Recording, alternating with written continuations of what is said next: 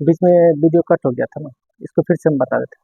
चलो, आज का टॉपिक्स हमारा है जो हम पिछले क्लास में जो पढ़ते हुए आ रहे थे, उसी चीज़ को हम उसी सब्जेक्ट को जो है कि आगे बढ़ाते हैं आज।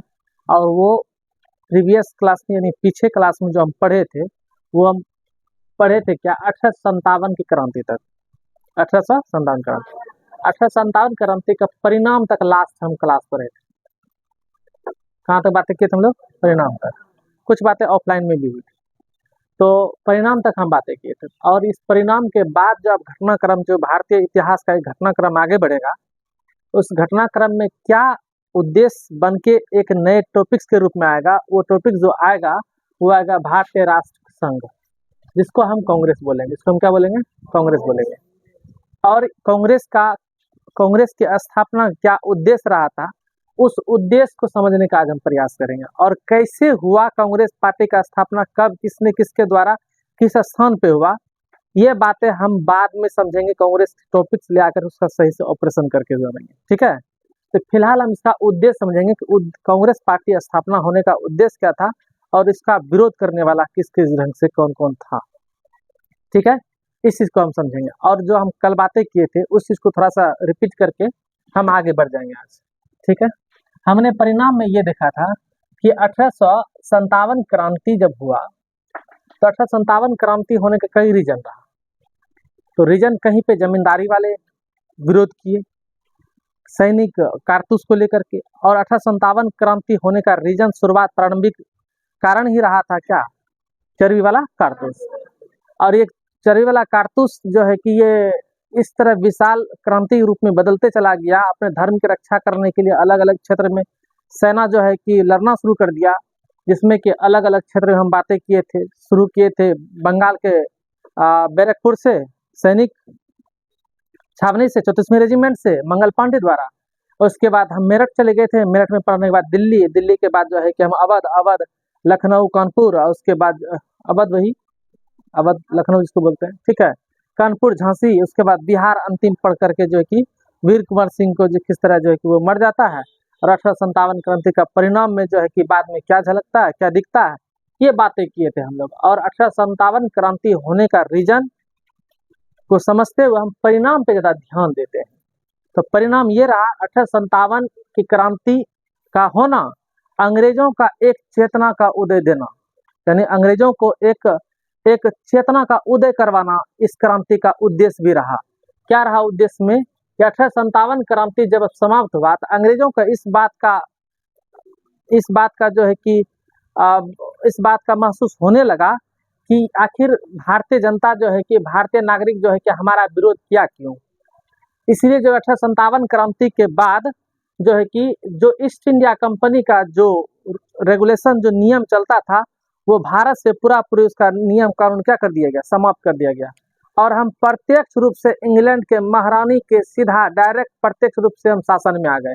यानी कि अब हम लोग का सीधा महारानी साम्राज्य कहाँ? डायरेक्ट इंग्लैंड की होगी। अब यहाँ कुछ नहीं, अब हम लोग सीधा इंग्लैंड के अधीन हो गए। इसका मतलब है कि 1857 क्रांति में ईस्ट इंडिया कंपनी का शासन क्या होता है? अंत होता है, और इंग्लैंड का शासन यहाँ क्या होता है? शुरू होता है। साम्राज्य हमारा मतलब जो हम लोग का अब साम्राज्य बनेगी कहाँ? इंग्लैंड की महारानी। अब डायरेक्ट इंग्लैंड से शासन चलेगा। ये बातें हुआ। दूसरी बातें ये हुआ कि अब जो है कि किसी भी प्रकार का जिस तरीका से अंग्रेज शुरू शुरू में जो अंग्रेज ईस्ट इंडिया कंपनी जो साम्राज्यवादी नीति लाया था, उस साम्राज्यवादी नीति में दो ऐसे अंग्रेज थे, जिसमें लॉर्ड वेलेस्ली और लॉर्ड डलहौजी। इन दोनों ने, एक ने सहायक संधि ला करके, एक ने हड़प नीति को ला करके जो है कि साम्राज्य को विस्तार करने में बहुत बड़ा रोल दिया अंग्रेजी शासन में, ठीक है। तो इन सभी नियमों को भी क्या कर दिया? पूर्ण रूप से खंडन कर दिया, सबको हटा दिया गया। अब किसी भी प्रकार का जो है कि साम्राज्यवादी नीति को लेकर के नहीं चलेगा अंग्रेज। ये सब भी नीति अब क्या कर दी गई? समाप्त कर दी गई, क्योंकि हम लोग अब डायरेक्ट इंग्लैंड के अधीन चले आए थे। तो साम्राज्यवादी नीति समाप्त हो गया। और अब हमारे किसी भी प्रकार के धर्म में, किसी भी, चाहे हिंदू मुस्लिम सिख ईसाई, हिंदू मुस्लिम सिख ईसाई तो वो था ही, इन तीनों समुदायों में से जो प्रमुख बौद्ध, जितने भी हम लोग अलग अलग जाति समुदाय के लोग वाले थे, उसमें किसी प्रकार का कोई भी हस्तक्षेप करेगा नहीं, ये भी प्रमाण दे दिया। यानी कि अब चाहता है कि इंग्लैंड का सरकार अब चाहने लगा कि अब ये जो भारत में जो 1857 क्रांति हुआ ये फिर से ना हो, इसलिए इसने एक नए उद्देश्य के रूप में जो है ना एक मन में एक बातें लाना शुरू किया। क्या कि पूरा भारत 1857 क्रांति को कुचला गया है, फिर ना आवाज उठा दे, इसके लिए हम इन सब के भारतीयों का जो है कि एक आवाज सुनने के लिए, सबका मन के बातों को सुनने के लिए कोई एक संगठन होनी चाहिए। और ये संगठन की बातें 1857 के बाद जो है कि लगभग 1885 ईस्वी में इस चीज का जो है कि बनना तय होना शुरू हुआ। 1885 में 1885 में एक घटनाक्रम देखना शुरू हुआ। क्या हुआ 1885 में? इस समय वायसराय कौन थे? Lord Dufferin. कौन थे ये? लॉर्ड डफरिन थे। इस समय वायसराय कौन थे? लॉर्ड डफरिन थे। Lord Dufferin. तो लॉर्ड डफरिन के मियाज दिमाग में एक तरह से उपज हो रहा था कि हम भारतीय नागरिकों की जो सहयोग, जितने भी सहयोग होता है, जिसकी आवश्यकता होगी, जिस क्षेत्र में जिस चीज की आवश्यकता होगी, जो कठिनाई समस्या होगी, उन चीजों को हम कैसे समझ सकते हैं, और भारतीयों द्वारा जो बार बार आवाज उठाया गया, इस आवाजों को हम कैसे सुन सकते हैं। इसलिए भारतीयों का आवाज सुनने के लिए सबका एक एक पूरे भारतीयों का एक मत को नेतृत्व करने के लिए कोई एक पार्टी होनी चाहिए। तो ये पार्टी का जो है कि उपज जो है कि माइंड में डफरिन को होना शुरू हुआ। ठीक है। और ऐसे भारत में ऐसे पढ़े लिखे व्यक्तियों को वो जो है कि जो नरम बुद्धि से विचारक के रूप में सोचते थे, ऐसे बुद्धि विचारक वालों को जो है कि संगठित करना शुरू किया। और हम जानते हैं कि उस समय डफरिन यानी कि इसका शासनकाल, वायसराय जो है कि उसमें भारत का जो है कि पूरा राजधानी कलकत्ता था। कहाँ था? कलकत्ता। उस समय राजधानी कलकत्ता था। कहाँ था? कलकत्ता था। ठीक है। पूरा ये बंगाल के नाम से जाना जाता था। किसके नाम से था? ये पूरा का पूरा बंगाल प्रांत के नाम से जाना जाता था। बंगाल प्रांत। कौन सा प्रांत था ये? हाँ, बंगाल प्रांत। ठीक है। और ये देखो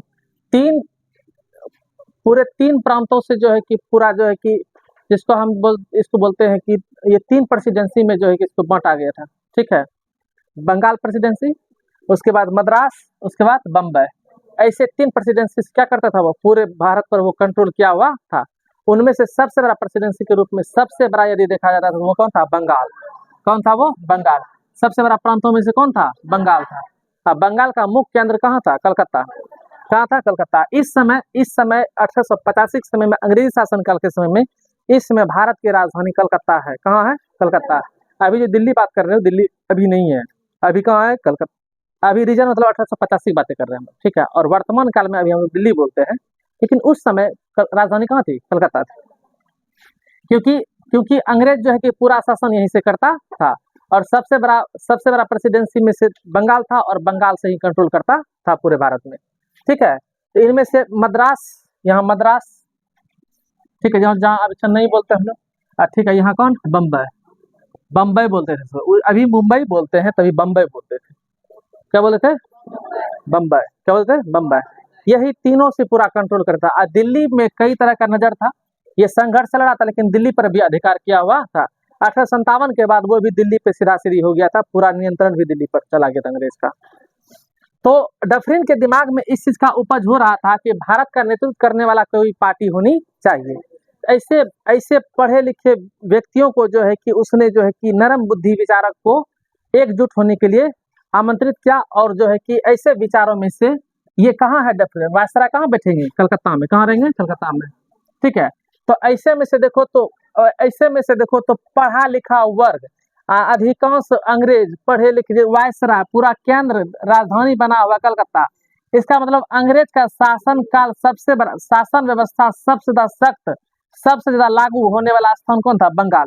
उसमें बंगाल जो बोलते हैं हम लोग, उस समय बंगाल में ये उड़ीसा एरिया, यहाँ उड़ीसा एरिया, ये अपना बिहार एरिया, कौन सा एरिया? बिहार एरिया। और ये बंगाल एरिया, इधर यहाँ पे देखोगे, ये वाला एरिया, इसके नीचे वाला एरिया देखोगे, ये हम लोग इसमें ले लिए हैं, इसमें आ चुके हैं। यहाँ है कलकत्ता। कलकत्ता यहाँ है। ठीक है। ये है, इसको हम अभी वर्तमान में इसको बोलते हैं बांग्लादेश। क्या बोलते हैं? यहाँ बांग्लादेश भी है, हम बांग्लादेश मिला लिए इसमें, ध्यान रखना, तब ऐसा लग रहा है फोटो, इसमें बांग्लादेश मिला हुआ है। इतना बड़ा बंगाल प्रांत था कि इसमें से बंगाल प्रांतों में से देखोगे, इसके अंदर जो है कि इसके अंदर जिसको हम पश्चिम बंगाल राज्य बोलते हैं, पश्चिम बंगाल कौन बोलते हैं, पश्चिम बंगाल जो बोलते हैं, ये राज्य इसी के अंदर है। बिहार भी इसी के अंदर था, उड़ीसा इसी के अंदर था, बांग्लादेश भी इसी के अंदर था, और इसमें जितना भी 7 सिस्टर देखते हो सब इसी के अंदर था। इतना बड़ा बंगाल था ये, तब ऐसा फोटो दिखाई दे रहा है अभी बंगाल का। वो इतना बड़ा कर दिया, वो भी इतना बड़ा नहीं, इससे होना चाहिए। अब सही समझ में आई बात, अब सही ऐसे कहानी था, इतना बड़ा बंगाल था ये। अब देखो, जब बंगाल की बातें हो रही है तो अब पूरा अंग्रेजी शासन काल का जो है कि पूरा भारत पर नियंत्रण कहाँ से हो रहा था, बंगाल से हो रहा था। इसका मतलब जो है कि शिक्षा व्यवस्था, पढ़े लिखे इंसानों को, पढ़े लिखे लोग अधिकांश जो है कि ज्यादा फायदा जो उठाया होगा अंग्रेजों का, तो वो बंगाल वाले उठाए होंगे। ऐसे में से बंगाल में अधिकांश बोले जाने वाले व्यक्ति में से बंगाली लोग थे। कौन थे, बंगाली। तो बंगाली लोग पढ़े लिखे अंग्रेजी शासन व्यवस्था का खूब फायदा उठाया, और इससे बहुत उच्च स्तर तक पढ़ाई, काफी उच्च स्तर तक पढ़ाई किया। इसलिए हम जानते हैं अभी भी बंगाल में इसे पढ़े लिखे नाम सुने होंगे, सुरेंद्र नाथ बनर्जी, रविन्द्रनाथ टैगोर, सुने सबका नाम, कितने बड़े पढ़े लिखे सब लोग सब है। रविन्द्रनाथ ठाकुर का नाम सुने हो सब, ये सब बड़े बड़े विद्वान सब पढ़े लिखे जो है, रास बिहारी बोस, घोष, रास बिहारी घोष, ये सब बड़े पढ़े लिखे नरम बुद्धि के लोग सब, क्या कहते हैं, गोपाल कृष्ण गोखले, ऐसे पढ़े लिखे सब लोग जो है कि इसमें कि मुखर्जी चटर्जी सब निकल रहेगा, ठीक है। तो सब यहीं के लोग सब थे, पढ़े लिखे सब यहीं के थे। तो ये पढ़े लिखे लोग, यानी अंग्रेज का अधिक बात जानेगा बंगाल के ही लोग। कहाँ के लोग जानेंगे, बंगाल के लोग जानेंगे। तो ऐसे में से यहाँ जो नरम बुद्धि विचारक थे, जैसे कि गोपाल कृष्ण गोखले, गोपाल कृष्ण गोखले, या यही जो है कि महात्मा गांधी के राजनीतिक गुरु बनेंगे, ठीक है। अभी महात्मा गांधी जी नहीं है यहाँ पे, महात्मा गांधी जी नहीं है अभी यहाँ, ध्यान रखना। महात्मा गांधी का जन्म कितना कब हुआ, 1800, ध्यान दे रहा है ना, और ऊपर ये लिखे रहा है अभी वहां पे, अभी कोई अस्तित्व नहीं है महात्मा जी का, ठीक है। तो गोपाल कृष्ण गोखले, रास बिहारी घोष, रास बिहारी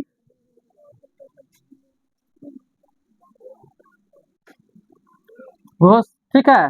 क्या कहते हैं कि रविन्द्रनाथ टैगोर सब के।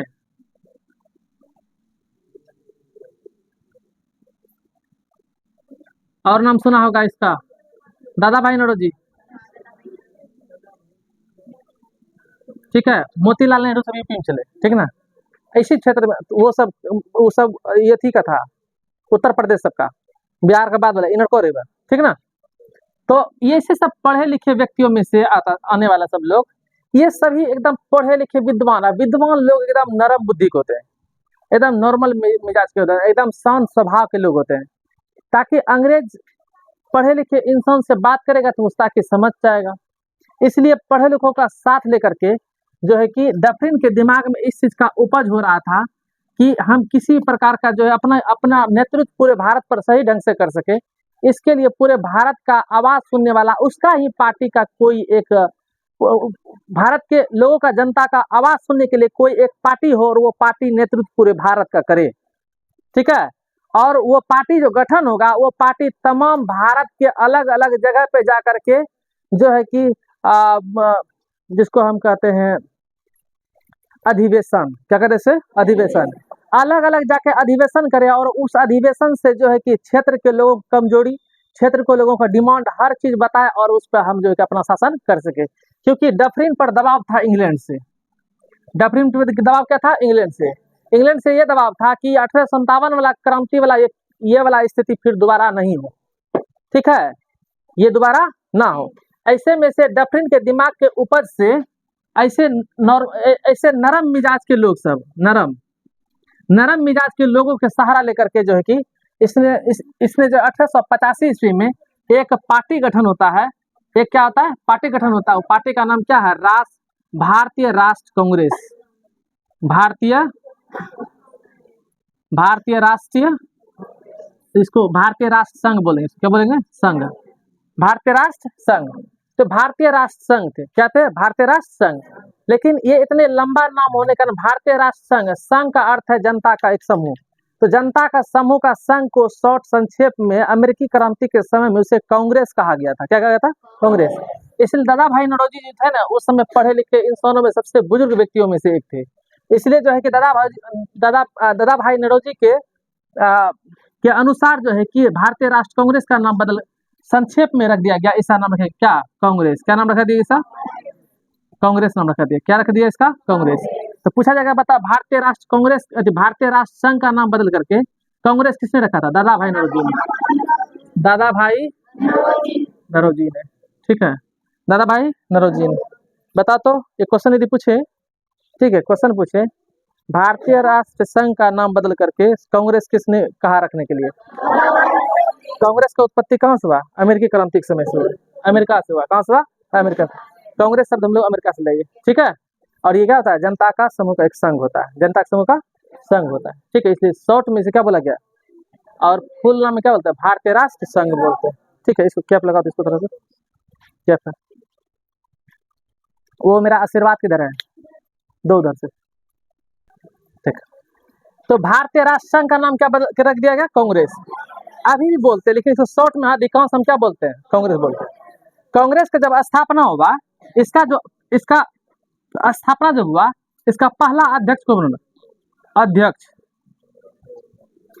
अध्यक्ष समझते हो, इसका संचालन करता मेन हेड कौन बना उस साल का, 1885 का, तो बना A.O. ह्यूम, अंग्रेज है। क्या ये, अंग्रेज है। जब इसकी स्थापना हुई तो अंग्रेज ने किसका सहयोग लिया, नरम दल वाले, नरम बुद्धि वाले को। किसका लिया, नरम विचार वाले का। लेकिन भारत में उस समय 1857 की क्रांति जब हुआ था, इस समय 1857 के बाद धीरे धीरे कुछ ऐसे विचारक आने लगे थे जो गरम तरीका से सोचते थे, नरम भाव से नहीं सोचते थे, वो गरम विचारक के थे। यानी कि वो कोई भी बात जो है कि नॉर्मल तरीका से बात करना नहीं चाहता था। श्रीमान प्रधानाध्यापक जैसे हम लोग बोलते हैं बड़ा नॉर्मल तरीका से स्कूल में, तो वैसे हम श्रीमान करके अंग्रेज को पुकारने की जरूरत नहीं होता, नहीं करना है। तो ऐसे गरम दल वाला डायरेक्ट सोचता है कि कुछ यदि मेरा अधिकार देता है तो ठीक है, नहीं तो सीधा छीन लो। नरम दल वाला कहता है कि एप्लीकेशन लिखो, श्रीमान अंग्रेज जी, नहीं होता है, महारानी विक्टोरिया, ये वो दिस दैट, एप्लीकेशन प्रार्थना करेगा जी, हुजूरी करेगा, तब आशीर्वाद मिला तो ठीक है, नहीं तो वो भी ठीक है। ऐसा कहना है कि सीधा छीन लो, अधिकार नहीं होता तो मारना भी पड़े तो जो वो करो। तो नरम विचार वाले के सहयोग से जब कांग्रेस का स्थापना हुआ, ऐसे भारत में जो ऐसे गरम विचारक व्यक्ति थे जो डायरेक्ट सोचते थे, ऐसे जो है कि इसका क्या हो गया, विरोध जताना शुरू हुआ।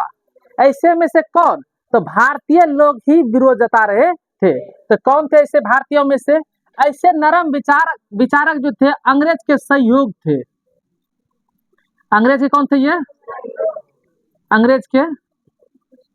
अंग्रेज के सहयोगी रूप में। किस रूप में,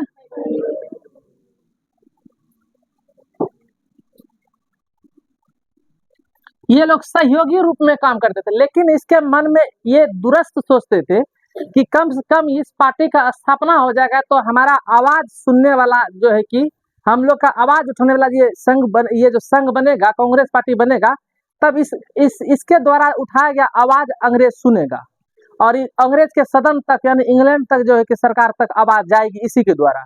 ऐसा कोई भी नहीं है कोई पार्टी की डायरेक्ट आवाज वहां भेज सकता है, क्योंकि उससे पहले जिसने भी आवाज उठाता था किसी का भी बात चलता नहीं था, सबका बात कुचल दी जाती थी। समझ में, ये दुरुस्त सोचते थे। लेकिन इसमें से कुछ ऐसे गरम विचारक व्यक्ति सब थे, गरम विचारक मतलब डायरेक्ट सोचने लगा। उसमें से दो व्यक्ति बहुत नामी थे, वो थे कौन, वो थे, इसमें से देखो गरम विचारक में से एक कोड होता है, इसका नाम है लाल बाल पाल। लाल बाल पाल, ठीक है। लाला लाजपत राय, बाल कृष्ण अथी बाल गंगाधर तिलक और विपिन चंद्र पाल। इसमें से लाला लाजपत राय ने, ध्यान देना, इसमें से लाला लाजपत राय ने ऐसे नरम विचारक सबका जो है ना, वो अंग्रेज का जो है ना कह दिया ये अंग्रेज का आदमी है, अंग्रेज का सहयोगी आदमी है, क्योंकि ये बंगाल के क्षेत्र से है, उसी सहयोग से बना है। ये उसी का जो है कर्ता धर्ता के रूप में काम करने वाला आदमी है, ये भारत की तरह सोचने वाला व्यक्ति न है।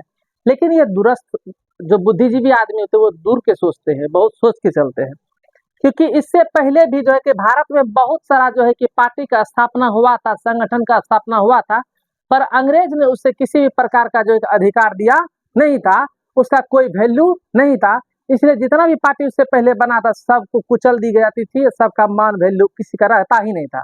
लेकिन एयो डफरिन के मिजाज के हिसाब से कांग्रेस पार्टी का स्थापना होता है, वो भी नरम विचारक का सहयोग से हुआ है। इसमें से भारत के जो गर्म विचारक व्यक्ति थे, इसमें से जो है कि गोपाल कृष्ण जैसे गोखले सब व्यक्ति का जो है कि उपहास उड़ाना शुरू किया।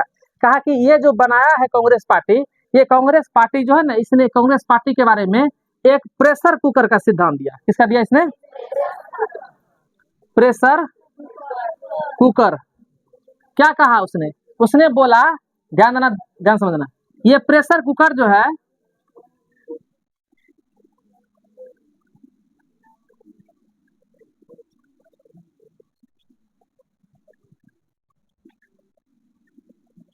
ये प्रेशर कुकर जो है,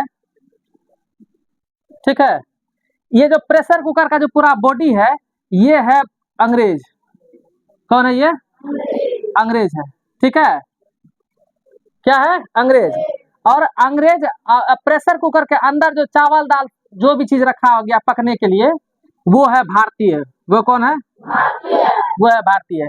ये है अंग्रेज। कौन है? अंग्रेज। और अंग्रेज के द्वारा लाया गया नीति वो है आग। वो क्या है? आग। वो क्या है? आग। तो जब जब नया नीति लाया जाता है, यानी आंच लगा कुकर में, जब जब इसमें से अनाज सीझना शुरू किया, प्रेशर बनना शुरू हुआ, तो क्रांति रूप में सीटी लगा। क्या लगा? सीटी लगा। कौन के रूप में? क्रांति के रूप में। यही सीटी जो 1857 का एक सीटी बजा था, ठीक है। लेकिन उस सीटी को क्या कर दिया गया? दबा दिया गया। तो लेकिन ये जो सीटी बजा, तो लेकिन भात के लिए, दाल बनने वाले अनाज के लिए ये सीटी तो अच्छा है, हमारे भारतीय के लिए क्रांति अच्छा चीज है, इसलिए है कि परिवर्तन कुछ ना कुछ होगा। इस चीज को हम लोग मानना शुरू कर दिए थे।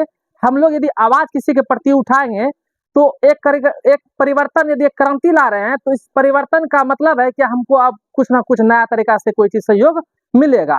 तो यानी कि कुकर के अंदर रखा गया चावल दाल कुछ भी है, यानी इसके द्वारा छोड़ा गया प्रेशर जो है कि ये सीटी बजा जो कुकर का, ये इसके लिए अच्छा है। लेकिन ये सीटी जो बजा ये अंग्रेज के लिए सही नहीं था, क्योंकि इसके लिए बड़ा आवाज था। ये क्या था? ये आवाज था। और ये चाहता नहीं था कि क्या हो जाए कि सीटी जो है कि इतना जोर से बजे कि हमको भी कुकर तुकर भी फाड़ करके उड़ा दे। ऐसे में से सीटी बजे पर ज्यादा नहीं बजे, एकदम एकदम हल्का सा बजे फिर चुप हो जाए, हल्का सा बजे फिर क्या हो जाए? चुप हो जाए। यानी क्रांति हो, आवाज उठे, लेकिन उससे पहले मुझे पता चल जाए, उससे पहले पता चल जाए। और वो जो है कि सीटी भर बजे फिर वो चुप हो जाए। लेकिन एक समय ऐसा सीटी बजबे नहीं करे, अचानक सीटी बजे तो सीटी ना बजेगा, कुकर फटेगा। कुकर क्या होगा? वो फटेगा। जब फटेगा तो क्या होगा? अंग्रेज का अंग क्या होगा? छन भंग हो जाएगा, ना होगा? अंग भंग ना हो जाएगा। इस स्थिति से अंग्रेज डरता रहता था कि किसी दिन ये कुकर जो है कि आवाज सीटी देना बंद हो जाए, अचानक ब्लास्ट ना हो जाए। इसलिए इस कुकर के अंदर जो है कि एक बगल में होता है भल्ब। क्या होता है? भल्ब होता है, ठीक है। इसी भल्ब यानी इमरजेंसी केस में यदि सीटी बजना बंद होगा तो ये भल्ब लगा हुआ भल्ब उड़ेगा, इससे गैस बाहर होगा, सीटी बजना बंद होगा, कुकर सुरक्षित रहेगा। समझा बात? इसलिए यही भल्ब के रूप में डफरिन का दिमाग का एक उपज था, वही भल्ब था कांग्रेस। वही भल्ब क्या था? कांग्रेस। समझा बात? ताकि कल दिन आपातकालीन स्थिति में सीटी बंद नहीं भी बज रहा है, अचानक यदि फटेगा, बड़ा सा सीटी बजेगा, कुकर फटेगा, दिक्कत हो जाएगा। इसलिए जिसके पीछे क्या लगा रहता है? भल्ब लगा रहता है। यही भल्व की तरह काम करेगा कौन? कांग्रेस। इसलिए इस डफरिन ने इसी भल्व के तरीका से बनाया था। समझ में आया बात? लेकिन इसका विचारक इसमें से गरम दल वाला तो पूरा विरोध ही कर रहा था। आखिर ये अपने तरीका से नहीं बनाया था, नहीं बनाया था, ताकि कल दिन यदि कोई चीज घटनाक्रम कहीं आवाज उठेगा भी यदि, तो हमको पहले खबर होगा, हम उस चीज को क्या कर लेंगे? शांत कर देंगे। है बात समझ में? इसी उद्देश्य से जो है कि बना था क्या? कांग्रेस पार्टी। ठीक है। लेकिन इस पे जो है कि गोपाल कृष्ण गोखले ने भी अपना एक प्रतिक्रिया जो है कि एक सिद्धांत दिया, समझाया गरम दल वाले को। आप इस चीज को समझिए, यदि त्वरित चालक होता है, इसमें से जब अचानक जब कोई चीज बिजली अचानक गिरता है ना, तो वो गिरने के बाद उसको समा जाता है, नाम जो है कि इधर फिर से इसको बचा लिया जाता है। मतलब क्या हुआ? यदि कल किसी दिन इस पार्टी के द्वारा कुछ भी होता है, तो नाम लगेगा डफरिन का। किसका लगेगा? नाम किसका लगेगा? डफरिन का लगेगा। हम लोग बचे रहेंगे इस चीज से। यानी किसी प्रकार का झटका यदि लगेगा, तो झटका जाएगा कांग्रेस के द्वारा किस पे? डफरिन पे जाएगा, अंग्रेज पे जाएगा, हम लोग पर नहीं जाएगा, और हम लोग इसके अंदर क्या रहेंगे? बचे रहेंगे। इसलिए जो है कि इस पार्टी का स्थापना होना एक सही चीज है भारतीयों के लिए। भविष्य में चलकर ये बहुत बड़ा काम करेगा। ये चीज को लेकर के जो काफी समझाने का प्रयास किया था, किसको? नरम दल वाले व्यक्ति को। यानी उसमें किसको? लाला लाजपत राय को। कौन कौन अति हाँ, गरम दल वाले को, लाला लाजपत राय को। ये समझाने का प्रयास किया था किसने? गोपाल कृष्ण गोखले ने। इसलिए ये समझा रहा था, कहा कि आपने इससे पहले 1885 से पहले कई पार्टी का स्थापना हुआ था, इसमें से कोई भी सक्सेस नहीं रहा था, क्योंकि उसका अध्यक्ष या अंग्रेज के द्वारा उसके मनसब से कोई भी पार्टी गठन किया गया नहीं था। अब जब ये अंग्रेजों के द्वारा ये पार्टी गठित हो रही है, इसका मतलब ये पार्टी जो है कि भविष्य तक चलेगी, क्योंकि अंग्रेजों का ही दिया हुआ एक जो है कि गिफ्ट है। असल में एक भल्व है, और इस भल्व का उपयोग हम लोग आजादी तक करेंगे, और यही भल्व जो है कि आजादी भी दिलाएगा। समझना है बात? कि धीरे धीरे परिवर्तन ना हो जाएगा, धीरे धीरे हम लोग का अपना हो जाएगा ये। तो इसलिए सहयोग लिया, नरम दल वाला सहयोग लिया, पर उसने भी एक खेल खेला। क्या? अरविंद ये गोपाल कृष्ण गोखले समझा रहा है, क्या समझा रहा है? कि कल दिन ये नष्ट भी हो जाता है, तो नाम किसका लगेगा? इसका होगा। हमारा इसमें कुछ गया नहीं, इसलिए हम लोग बचे रह जाएंगे। और यदि किया भी है, तो हमारे लिए कल दिन ये क्या होगा? सहयोग ही होगा। इसलिए कांग्रेस पार्टी जो है कि हमारे लिए आगे चल करके क्या होगा? स्वतंत्रता आंदोलन में बड़ा सहयोग बन करके उत्पन्न होगा। ठीक है। अच्छा, इसका उद्देश्य क्या था कांग्रेस का? कांग्रेस का उद्देश्य था, अंग्रेजों के द्वारा गठित किया गया इसका उद्देश्य था कि प्रत्येक साल, प्रत्येक वर्ष भारत के अलग अलग क्षेत्रों में, अलग अलग शहरों में जाकर के प्रत्येक साल अधिवेशन करे। क्या करे? अधिवेशन करे। अधिवेशन करे। अधिवेशन करे। अधिवेशन का मतलब होता है कि हम अभी जैसे कि इस क्षेत्र में, अंग क्षेत्र में है, ठीक है, तो इस क्षेत्र में हमें क्या समस्या है? हमें पुल की समस्या है, गंगा पर पुल चाहिए मुझे, हमें कोसी पर पुल चाहिए मुझे, आवागमन के लिए अच्छे रास्ता चाहिए। तो अपना हर एक काम करवाने के लिए सरकार सबसे पहले उसका एक बजट लाती है। क्या लाती है? बजट। हमको ये सब चीज की आवश्यकता है, इतने पैसे खर्च होंगे, इसका हम डिमांड रखेंगे कहाँ पे? कांग्रेस के द्वारा सदन में जाकर, कहाँ पे? इंग्लैंड में, इंग्लैंड सरकार के हाथों में एक सदन में हम आवाज उठाएंगे, और जब आवाज उठाएंगे तब हमारा क्या होगा? इस क्षेत्र का काम होगा। समझ में आया बात? तो कांग्रेस का अलग अलग जगह पे अधिवेशन का मतलब ही यही था कि अलग अलग क्षेत्रों में जो जरूरत की चीजें होगी, जरूरत का काम होगा, या जरूरत पे जो भी बातें वहां पे इस क्षेत्र में जो विवाद होगा, उस चीज पे ये डफरिन नजर रखे। लेकिन कांग्रेस जो है कि अलग अलग क्षेत्रों में अपना एक संगठन बनाते रहे, लेकिन वो संगठन अपने लिए तैयार हो जाएगा, और ये फांसी का फंदा इसी के लिए तैयार होना शुरू हो जाएगा। समझा बात?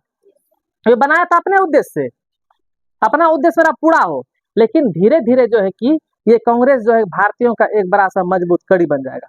ऐसा में इसलिए साले साल यदि कि 1885 में हुआ है, तो 86 में भी कहीं पर जो है कि फिर अधिवेशन होगा, 87 में भी होगा, 88 में होगा, अलग अलग शहरों में जाकर के क्या होगा? अधिवेशन होगा।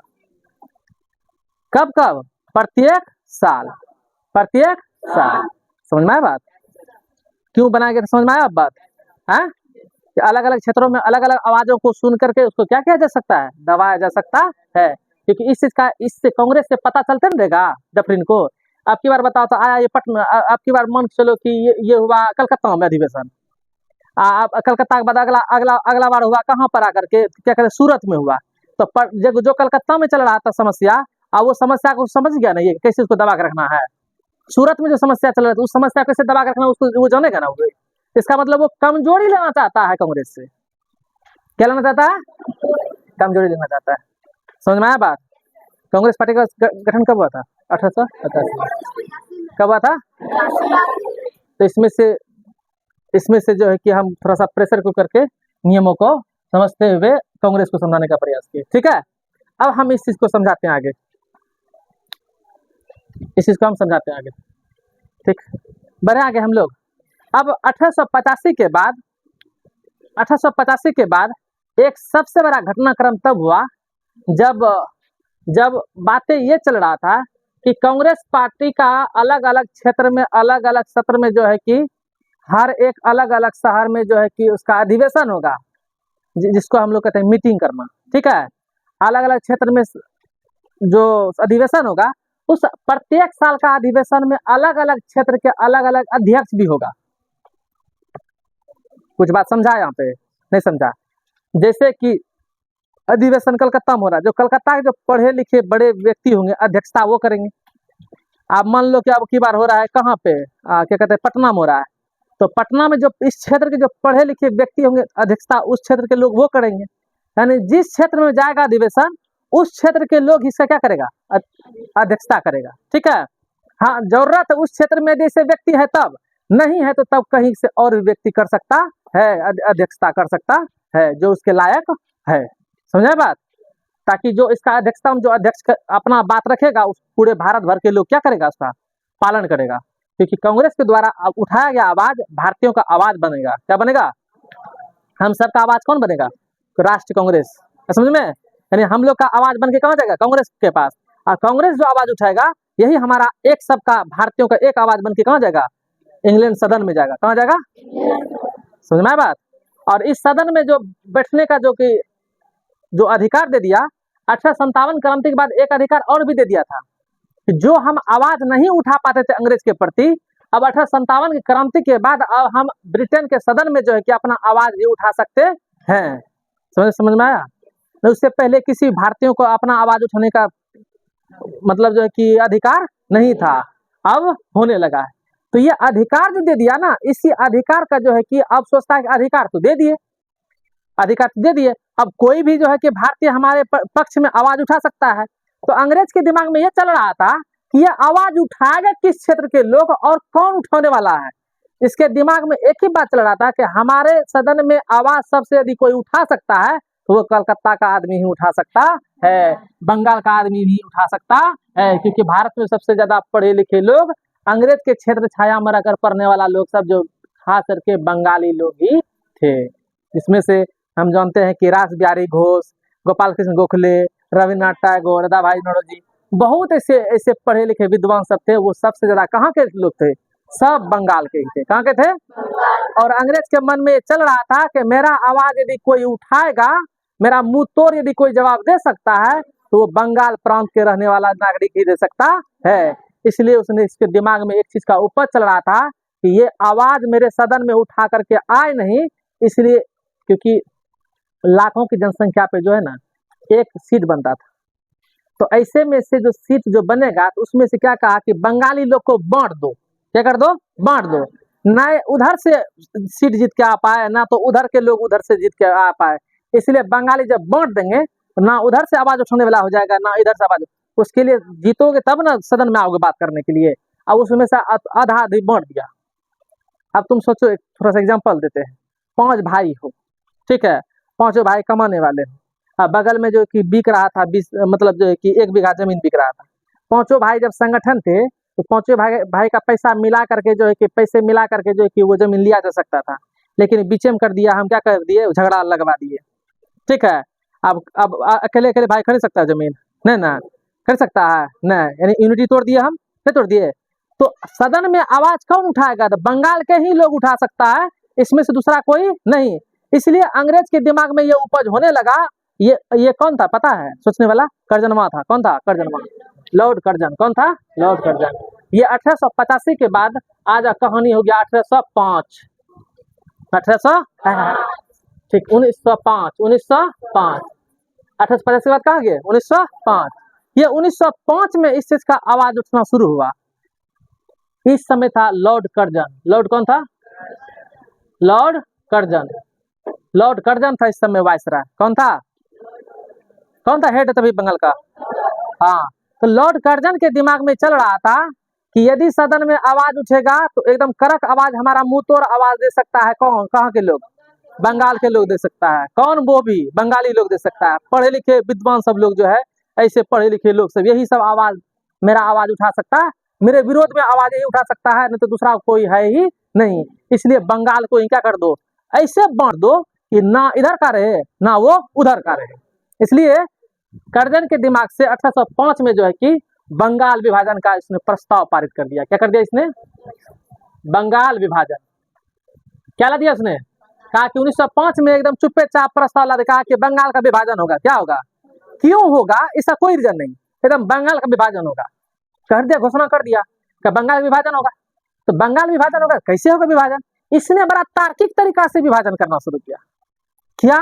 तो उस समय बंगाल में, पूरे बंगाल में सब मिला करके 8 करोड़ आबादी था। कितना करोड़? 8 करोड़ आबादी का बंगाल था उस समय। 8 करोड़ आबादी का बंगाल था उसमें। उनमें से जो बांग्लादेशी थे, जो बांग्लादेश बोलते भी हम बांग्लादेश बोलते हैं, तो बांग्लादेश के लगभग 1.8 करोड़ के व्यक्ति थे इसमें, यानी कि 1 करोड़ 80 लाख लगभग बांग्लादेशी आदमी थे। कौन थे? 1 करोड़ 80 लाख। और दूसरा इसमें से लगभग, दूसरा इसमें से 1 करोड़ 1 करोड़ 20 लाख, 1 करोड़, ऐसे समझो, 1 करोड़ 80 लाख, 1 करोड़ 80 लाख बांग्लादेशी थे। और उसमें से 1 करोड़ 20 लाख ये थे कौन? बंगाली। कौन थे ये? बंगाली। कौन थे? बंगाली। कौन थे? बंगाली। तो बांग्लादेशी जिसको हम बोलते हैं आज, बांग्लादेशी इसको बोलते हैं। इसमें से जो है कि खास करके इसमें अधिकांश मुसलमान भी थे। कौन थे? मुसलमान। इसमें इस्लाम समुदाय के लोग, ठीक है। ये कौन थे? बंगाली, ठीक है। हालांकि इसमें भी इस्लाम और इसमें अधिकांश देखोगे मुसलमान भाई इसमें ज्यादा थे। अब बंगाली में भी है, लेकिन ये प्योर बंगला बोलने वाले सब थे। कैसे थे ये लोग? हाँ, बनर्जी चटर्जी सब जो नाम सुनते हो, मुखर्जी, सब इसी में थे, ठीक है। 1 पॉइंट इतना। तो दोनों मिलाकर, हाँ ठीक, इन दोनों को मिला करके देखोगे, 1 1 2 2 80 20 कितना होगा? 3, यानी कि दोनों मिला करके लगभग 3 करोड़ थे व्यक्ति इसमें से। कितना थे? 3 करोड़। और अब बचा 5 करोड़। 5 करोड़ में बिहार के, उड़ीसा के सब मिला करके 5 करोड़ थे। कौन थे इसमें? 5 करोड़। और इस 5 करोड़ में कौन? बिहारी इसको बोलेंगे। क्या बोलेंगे सो? बिहारी सब, ठीक है। कौन सब? बिहारी सब। 5 करोड़ उड़ीसा बिहार मिला करके ऐसे बिहारी सब कितने थे? 5 करोड़। इस 5 करोड़ में से लगभग 50 लाख, कितना? 50 लाख जो थे इसमें से, ध्यान दोगे, 50 लाख इसमें से इधर जो थे, इसमें से ध्यान देना, इसमें से लगभग मुसलमान भाई थे इसमें। कौन थे इसमें? लगभग 50 लाख आबादी के। कितने आबादी के? ठीक, दिमाग में आ रहा है क्या बोल रहे हैं? तो 1.8 यानी कि 1.8 करोड़ मतलब हुआ क्या? 1 करोड़ 80 लाख लगभग बांग्लादेशी थे। और उसमें से कहाँ पे बात कर रहे हैं? बंगाल में बात कर रहे हैं।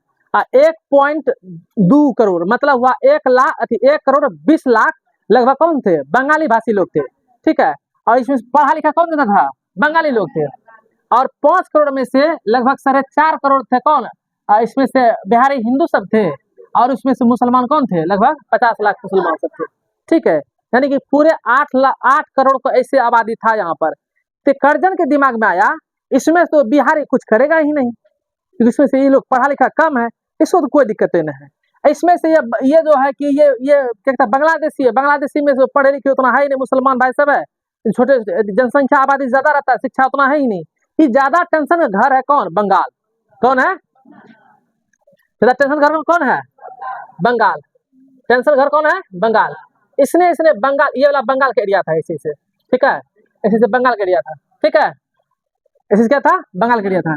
इसने यहाँ पे देखोगे मैप में, देखो यहाँ पे देखो है मैप, यहाँ दिखाई दे रहा है, देखो तो है, दिखाई दे रहा है, ये नक्शा, नक्शा देखो, दिखाई दे रहा है, ये दिखाई दिया, इस जगह से इधर कर दिया, इधर इधर इसमें बांग्लादेश, और जहाँ पे हम बांग्लादेश, असम, त्रिपुरा सब इधर थे दो इधर, ठीक है, इधर इसने लगभग 1.20 लाख ऐसे बंगाली बोलने वाले व्यक्ति, जो इसमें से पढ़े लिखे लोग ज्यादा था, सोचा सबसे पहले इसी को बांटने का क्या करो, प्रयास करो। जब इसको दो भाग में बांट दोगे ना, तो इसका आवाज ज्यादा उठेगा नहीं सदन में, क्योंकि इसको हम तोड़ देंगे, क्या कर देंगे, तोड़ देंगे, ना तो वो ज्यादा सीट से इधर से जीत के जा पाएगा, ना तो इधर से जीत के हमारे सदन तक पहुंच पाएगा, इसलिए ये अधूरा का अधूरा रह जाएगा। समझ में आया बात? इसलिए इसने क्या किया, बंगाली वाला एरिया को ही बांटना शुरू कर दिया, ठीक है।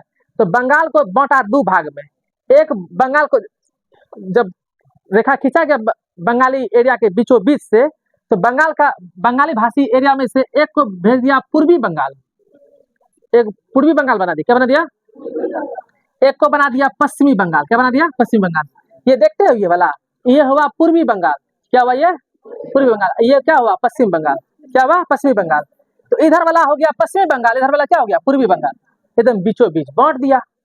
जब बांट दिया तो देखो, गर्दन के दिमाग में उपज ये चल रहा है, उपज दिमाग में ये चल रहा है कि सदन में आवाज जो है कि मुंह तोड़ आवाज देने के लिए कोई भी बंगाली सब पढ़ा लिखा विद्वान व्यक्ति आ ना सके, मेरा जो है कि मेरे सिर पर चढ़ के बोल ना सके, क्योंकि वो डरता था, तो वो सिर्फ किससे, बंगाली से, क्योंकि उस समय वो पढ़े लिखे बहुत ज्यादा हुआ करते थे, इंडिया के सबसे ज्यादा पढ़े लिखे लोग वही लोग थे, और इसलिए थे क्योंकि बंगाल में ही शासन करता था अंग्रेज, और बंगाल में शासन के दरमियान सबसे ज्यादा लाभ किसने उठाया था, बंगाली ने उठाया था, इसलिए बंगाली ही पढ़े लिखे ज्यादा थे। समझना है बात, दिमाग में आ गया। बांट दिया, जब बांट दिया तो ये बांटने का तारीख था 1905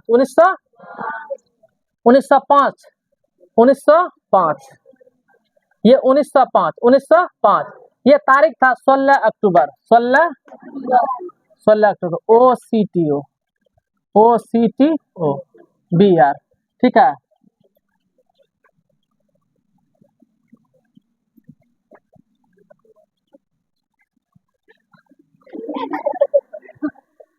दुख का बात था, ठीक है, बंगाली लोगों के लिए कैसा था, ये दुख का बात था, यानी कि क्या बरे 16 OCTOBER, ठीक है, 1905। इसको जो है कि रुलाते हुए रखना इसलिए है, बेचारा रो रहा, ठीक है, दुख था पूरे बंगाली लोगों को, बड़ा दुख का बात था, इसलिए सभी बंगाली लोग सब मिल करके जो शोक दिवस मनाया, क्या मनाया, शोक दिवस, क्या मनाया, शोक दिवस मनाया, ठीक है, क्या मनाया इसने, शोक दिवस। शोक दिवस मनाने के साथ साथ ध्यान देना, शोक दिवस जब मनाया तो इसके साथ साथ इसने जो है कि इसी 16 अक्टूबर को शोक दिवस बनाया, इसी के साथ साथ उसने जो है कि स्वदेशी आंदोलन शुरू किया। कौन सा आंदोलन शुरू किया,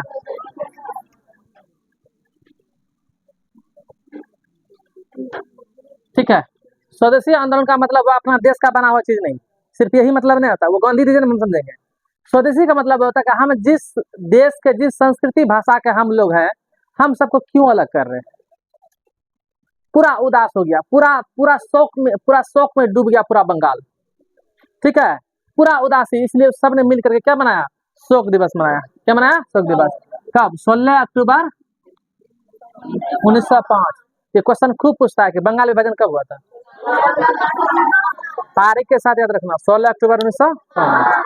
आप बांटने वाला कौन था यार, लॉर्ड कर्जन, कौन था, अच्छा रीजन क्या था बताए ना, है 1905, ठीक है, 1905। तो ये हो गया, एकदम बांट दिया बंगाल को, सब एकदम शोक में डूबा हुआ है, बंगाली को दो भागों हटा दिया। अब देखो तो कर्जन का ये जो कदम था, बड़ा सोचने वाला कदम था, यानी हम राज करते रहे, लेकिन मेरे पर कोई आवाज उठा नहीं सके। बड़ा सोच के किया था इसने ये। लेकिन इस शोक में जो है कि इस तरह बंगाल डूब गया, इस तरह बंगाल डूब गया। 1911 आते आते 1911 आते आते अंग्रेज को इस बंगाल विभाजन को भंग करना पड़ा। तो 1911 में इसको भंग किया गया। कब किया गया इसे? 1911 ईस्वी में से क्या किया गया? भंग किया गया। क्यों किया गया भंग, इस चीज को हम समझेंगे। ठीक है, आइए 1905 के बाद हम क्या बोल रहे थे? कांग्रेस का जो अधिवेशन प्रत्येक साल हो रहा था, तो इसी बीच में जो चल रहा था अधिवेशन, वो सब चल रहा था किसके आशीर्वाद स्वरूप चल रहा था? अंग्रेज के ही आशीर्वाद स्वरूप चल रहा था। उसमें भारतीयों को उतना वैल्यू था ही नहीं, क्योंकि उसके द्वारा गठित किया गया था। जो होता था वो लोग उतना वैल्यू देता ही नहीं, नया नया बना था, कोई मतलब ही नहीं रहता था। आधा भारतीय जो अधिकांश जो गरम दल वाला एकदम गर्मे है, उससे अलगे रहना चाहता है। एकदम पढ़ा लिखा विचारक है तो उसमें शामिल कुछ हो रहा है, कुछ नहीं हो रहा है। ऐसे में से जो है पूरा शिथिल पड़ा हुआ था उस समय भारतीय राष्ट्र कांग्रेस। उस समय यानी कि कांग्रेस उस समय क्या था? पूरा शिथिल पड़ा हुआ था। लेकिन 1905 के बाद ये दिखना शुरू हो गया। तो उस समय 1905 में जो हो रहा था अधिवेशन, जब बंगाल का विभाजन हो रहा था, उस समय कांग्रेस का अधिवेशन बनारस में हुआ था। कहाँ हुआ था? बनारस में। पूछे क्वेश्चन, ठीक ना? 1905 में कांग्रेस का अधिवेशन कहाँ आयोजित हो लड़े? बनारस में लड़े। कहाँ लड़े?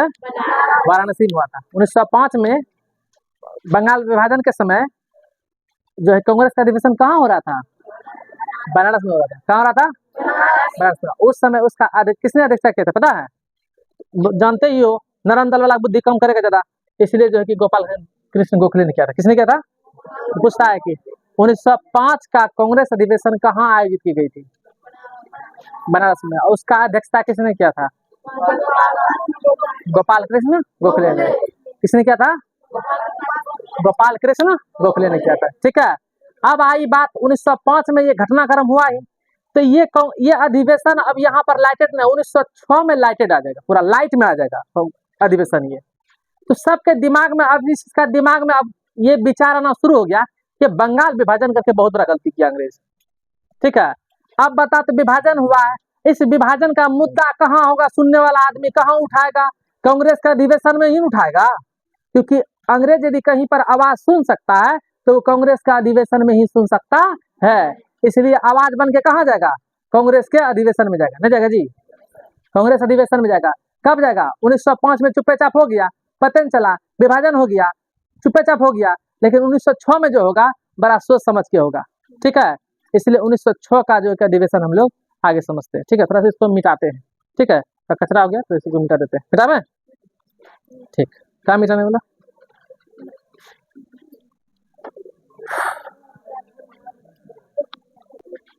तो हमने ये देखा कि कर्जन के द्वारा बंगाल को विभाजन कर दी गई, और बंगाल का विभाजन जो है कि कब हुआ? 16 अक्टूबर 1905 रोते हुए विभाजन हुआ। इसलिए जो कि शोक मना गया। इसलिए जो कि पूछा जाता है कि बंगाल में शोक दिवस कब मनाया गया? 5 यानी 1905 में शोक दिवस मनाया गया। और उसके साथ ही स्वदेशी आंदोलन प्रारंभ हुआ। कौन सा आंदोलन शुरू हुआ? स्वदेशी आंदोलन। पूछा जाएगा स्वदेशी आंदोलन कब प्रारंभ हुआ था? 1905 में। कब हुआ था? 1905 में। ठीक है, 1905 का जो है उस समय जो कांग्रेस का अधिवेशन हुआ था वो कहाँ हुआ था? बनारस में। और उसका अध्यक्षता किसने किया था? गोपाल कृष्ण गोखले ने। देखो, नरम दल का गरम दल का है? नरम मिजाज वाला है कि गरम मिजाज वाला है? हाँ, पढ़ा लिखा इंसान ज्यादा है, गरम मिजाज का आदमी है। ठीक है ना? है नरम मिजाज का आदमी है। ठीक है, उसके बाद देखो जब विभाजन हुआ 1905 में तो हो गया विभाजन। अब पूरा बंगाली लोग सब जो है कि पूरा बंगाल के लोग सब जो है पूरा शोक मना रहा है। प्लस जो है कि आवाज एक साल से कसले है, तंज कसले है कि अब की बार हम पूछेंगे सरकार से कि क्यों मेरा बंगाल का विभाजन हुआ है। सुन में अजय पूछेगा तो पूछने का वो जगह कौन सा है? कांग्रेस का अधिवेशन वाला जगह है। न है अंग्रेज सब आवाज कहाँ का सुन सकता है? कांग्रेस के अधिवेशन में जहां जहां आवाज उठेगा वहीं ढंग से बैठ। कांग्रेस का अधिवेशन का जहां जहां आवाज होगा, जहां जहां जो आवाज उठाई जाएगी वही आवाज जो है कि अंग्रेज सुनेगा। ठीक है, इसलिए जो है कि तंज कसा हुआ है कि आवाज उठाना है तो उठाना है। आया 1906 का। इससे पहले अधिवेशन का कोई वैल्यू नहीं था। दाल भात क्या था? जब खाया पिया तब बराबर कर दिया, नहीं होता है। इसलिए एकदम बीटीसी था, बादल चोखा। जब मन तब हुआ, खेल खत्म कर दो, कौन क्या नहीं किया कोई मतलब ही नहीं। लेकिन 1905 के बाद थोड़ा असरदार होना शुरू हो गया कांग्रेस का अधिवेशन। ठीक है, तो कांग्रेस का अधिवेशन 1906 में वो हो रहा था कलकत्ता में। कहाँ हो रहा था? कलकत्ता में हो रहा था। देखो, कलकत्ता में विभाजन हुआ है? नहीं हुआ है। कौन कैसा आवाज उठा सकता है, ये जो है कि कर्जन को पता चलेगा कि नहीं चलेगा? चलेगा। इसमें एकदम जोर शोर से आवाज उठना शुरू हुआ। आवाज ये उठना शुरू हुआ, एक अध्यक्षता करेगा कौन? इसकी अध्यक्षता करेगा कौन? अब इस चीज का समझ, अब सब ज्यादा झगड़ा इस चीज का होने लगा, इसका अध्यक्षता करेगा कौन, और यह अध्यक्षता करने वाला व्यक्ति होगा कौन, और यह आवाज उठा करने वाला आदमी होगा कौन? ठीक है, तो इसमें से जो नरम विचार के व्यक्ति थे, तो नरम विचार के आदमी थे, तो उसमें से गोपाल कृष्ण गोखले, तो उससे पहले 1 साल पहले देखो किया है उसने अधिवेशन, नहीं किया 1905 में। देखो तो गोपाल कृष्ण गोखले ने नहीं किया है, बनारस में किया है। अब जो है कि नरम विचार वाला, अब इसका अध्यक्षता जो है कि कौन करेगा? अध्यक्षता कौन करेगा? नरम विचार वाला कि गरम विचार वाला? हाँ, गरम विचार वाला। अब इन दोनों में नरम और गरम विचार वाला, गरम विचार वाला मतलब हुआ कि आवाज मुंह तोड़ जवाब देने वाला, और नरम विचार वाला एकदम जी हुजूरी करके स्वागत करते हुए बात करने वाला, पढ़े लिखे लोग सब ज्यादा। अब इनमें से दोनों में जो है कि गरम विचारक बनेगा, नरम विचारक बनेगा। इस चीज पे जो है कि दोनों में जो है कि आपस में उलझन होना शुरू हो गया। भारतीयों के बीच में क्या हो रहा है? उलझन हो रहा है। इसलिए इन दोनों में से देखोगे, देखो लाल बाल पाल में, इसमें से गरम विचारक में 2 नेता बड़ा नामी था, उसमें लाला लाजपत राय और बाल गंगाधर तिलक। ठीक है, ये दोनों गरम विचार के जबरदस्त थे। तो गरम विचारक का था कि लाला लाजपत राय बने, ये आवाज उठाएगा अंग्रेज के प्रति, ज्यादा जबरदस्त बोलेगा, ये जबरदस्त आवाज उठाएगा। और नरम विचार वाला में से गोपाल कृष्ण गोखले जो है कि ये जो 1905 में बनारस अधिवेशन किया हुआ है, नहीं किया हुआ है। अब इसमें से करेगा कौन? इनमें से जो है कि क्या कहते हैं, दादा भाई नौरोजी इसमें से एक रास बिहारी घोष थे। ऐसे व्यक्ति थे ये रास बिहारी घोष, ये हल्का हल्का थोड़ा सा गरम विचार का भी आवाज सुन सकता था, अब बोल सकता था, थोड़ा सा नरम विचार का भी बोल सकता था। ये दोनों तरफ का हल्का फल्का मीडियम तरह का आदमी था। इसलिए दोनों के सहमति से जो है कि काम बातें थे, काम बात, हाँ, यहाँ रास बिहारी। तो बातें हुई कि कौन करेगा? रास बिहारी घोष। कौन करेगा? रास बिहारी घोष। इसका अधिवेशन का अध्यक्षता करेगा ये। लेकिन इसमें से जो है कि किसी तरीका से हुआ कि रास बिहारी घोष ही करेगा इसकी अध्यक्षता। लेकिन गरम विचार वाले को तनिक भी ये पसंद नहीं था। कहा ठीक है, लेकिन फिर भी नरम विचार का ही है, ये जरा आवाज नहीं उठा पाएगा, हमको चाहिए गरम वाला आवाज चाहिए। लेकिन करेगा क्या? लेकिन रास बिहारी घोष जो है धर ले रह गया। इसी के बीच में जो है कि इन दोनों में एकदम तू मैं खूब हो रहा है। इसी बीच में जो है कि तू मैं के बीच में दादा साहब कौन थे? दादा भाई नौरोजी, दादा भाई नौरोजी। ठीक है, दादा भाई नौरोजी एकदम बुजुर्ग रहे। कैसा था ये? एकदम बुजुर्ग। ठीक है, बुजुर्ग समझते हो? बूढ़ा। पूछता है क्वेश्चन की कांग्रेस का अधिवेशन में सबसे बुजुर्ग आदमी कौन अध्यक्षता किया था? नौरोजी ने किया था। ठीक ना, ये दोनों तो मैं कर रहा आपस में, रास बिहारी घोष बनेगा ना, इन्हें बनेगा तो उन्हें बनेगा, ये लाला लाजपत राय बनेगा, दोनों में आपस में पूरा तो मैं हो रहा है। अब वो कहता कि रुको, नहीं यार ये नहीं उन्हें रही है, हमरा सभी बात मान दादा भाई नौरोजी होते। कौन होगा इसके सामने? तो क्योंकि उस समय दादा भाई नौरोजी का जो है ना इतना पावर चलता था, उस समय इतना पावर चलता था, इतना अमीर था दादा भाई नौरोजी। उस समय लंदन में जो है कि इंग्लैंड में जो इतना बड़ा आवाज था इसका कि भारतीय लोग जाते थे वहां पढ़ाई लिखाई करके रहते थे, रह करके तो कर्जदार थे इसके भारतीय लोग सब। इसके यहाँ जाना आना, इससे मुंह फुलाने का मतलब हुआ इंग्लैंड में जाएंगे किसके यहाँ रहेंगे। यानी कि भारतीय लोग इसके कर्जदार के रूप में तरह के थे। यानी कि इसके बिना जो है कि कोई भी बातें जो है कि इंग्लैंड में नहीं चल सकता था, इतना सा अप्रोच था, इतना सा पहुंच था। इसलिए दादा भाई नौरोजी का बात कोई टाल नहीं सका। इसलिए कलकत्ता अधिवेशन का अध्यक्षता जो 1906 का अध्यक्षता किसने किया? दादा भाई नौरोजी ने। जब इसने अध्यक्षता किया, ऐसा बुजुर्ग फिर दोबारा को करने वाला रहा भी नहीं। इसलिए पूछता है कि कांग्रेस का अधिवेशन ऐसा कौन व्यक्ति था करने वाला जो सबसे ज्यादा बुजुर्ग रहा था? दादा भाई कब किया था? 1906 में। ठीक है, अब ध्यान देना, अब बंगाल के विभाजन का आवाज उठाने वाला इसमें से रास बिहारी घोष, ध्यान देना, और उधर दूसरा में कौन था, गरम वाला विचारक में से कौन थे, लाला लाजपत राय। अब दोनों आवाज उठाए, ये जो रास बिहारी घोष ये गरम दल वाला विचार सोचता था, यदि गरम दल वाला सोचता था कि यदि नरम दल वाला अध्यक्ष बनेगा तो ये आवाज इतना उठाएगा नहीं, हम जहां तहां दबे तबे रह जाएंगे। तो गरम दल वाला लड़ता इसलिए था कि नरम दल वाला लड़ता इसलिए था कि गरम विचारक वाला जब बोलेगा ना तो पता नहीं कौन कौन बात उखाड़ देगा, इतना भड़काऊ बोल देगा, पार्टियों ने नाश करके रख दे, कांग्रेसों को भंग कर दे, ये भी पार्टी जो चल रहा वो भी खत्म ना हो जाए, इसलिए जो है कि नरम दल वाला इसको बैठने ही नहीं देता था। समझ में बात? गरम वाला इसलिए नरम को जाता था कि इसके मुंह में आवाज है, नरम वाला इसलिए इसका विरोध करता था क्या कि इसके मुंह में आवाज है तो कुछ कुछ बोल देगा, इसलिए इसको नहीं बैठने देंगे। क्या होता है, इसलिए जो है कि ना तो रास बिहारी है ना तो उधर लाला लाजपत राय, इन दोनों में से कोई नहीं होगा, वो कौन होगा, दादा भाई नौरोजी। दादा भाई नौरोजी जो है कि ये दोनों लड़ते रहे, इन दोनों से भी 4 कदम आगे ये बुढ़ऊ है, कौन है समझ में, जितना गरम दल वाला नहीं बोल सकता था उससे ज्यादा ये दादा भाई नौरोजी बोल दिए। अब जो है कि माथा खुजा रहा है नरम दल वाला की बेकार दादाजी बोलियो दलिए कहले। अब इसने कहा कि हम लोग कितने दब के रहेंगे, कितने हम अंग्रेजों का जो गुलामी करते रहेंगे, इसलिए हम लोग का अपना जीवन सोचने का अपना स्वदेशी आंदोलन चल रहा है, स्वदेशी में अपना तरीका जीना चाहता है, वो अपना तरीका से जो है कि अपना स्वदेशी में अपना जीवन अपना तरीका संस्कृति से जीना चाहता है, इसलिए अपने का आवाज अपने में उठाने के लिए कहा कि हमने जो है कि हमें चाहिए स्वदेशी, हमें चाहिए क्या, स्वराज चाहिए, मुझे क्या चाहिए, स्वराज। दादा भाई नौरोजी ने स्वराज का मांग कर दिया, क्या कर दिया, स्वराज किसका किया, स्वराज का मांग कर दिया। कहता है कि हम चाहते हैं स्वराज का डिमांड चाहते हैं, हम स्वराज का मांग करते हैं। स्वराज शब्द पॉपुलर हो गया इस समय, स्वराज शब्द क्या हो गया, पे पॉपुलर हो गया। कहा कि हमें अपने संस्कृति, हमें अपना तरीका से, मुझे जीने का ढंग, मुझे अपना तरीका से रहने दीजिए, हमें किसी भी अंग्रेजों का सहयोग चाहिए नहीं, मुझे अपना स्वराज चाहिए। ठीक है, भले ही अंग्रेज का शासन क्षेत्र छाया हम रहेंगे, लेकिन हर चीज हमारे द्वारा होना चाहिए। इसने गरम दल वाला से भी और 4 कदम उठ करके बोल दिया। समझ में आया बात?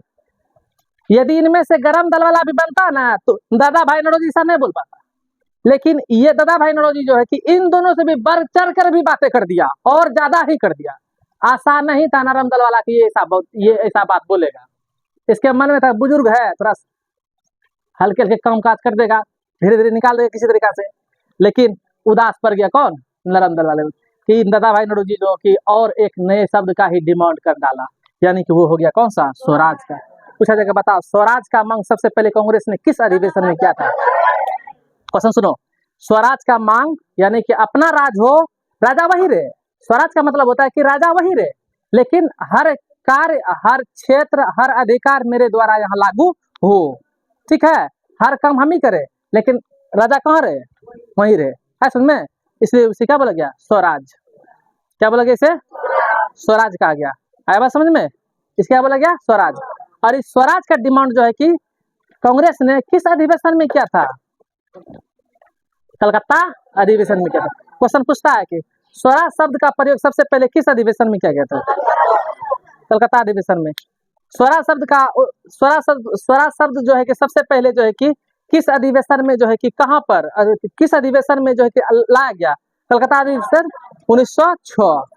1906।